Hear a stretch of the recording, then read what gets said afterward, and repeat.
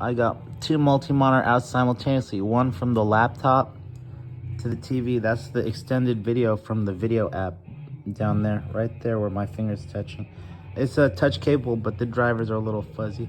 And then this, I composed on the laptop, record on the phone, and then used YouTube Premium to project it to the TV. It's an Apple feature. It's also a Galaxy feature. But now that I've got two monitor outs, I can also connect the gateway. Once I get a working USB-C dongle here, a USB-C dongle port to get this VGA to the gateway and get multi-out even more. But I don't know why the wires aren't multi-pathing. It's probably got limited circuitry or something, you know. It's hard to get more than 3 or 4 things connected, networked and stuff with all connections connected to all other connections. But I mean, it's not totally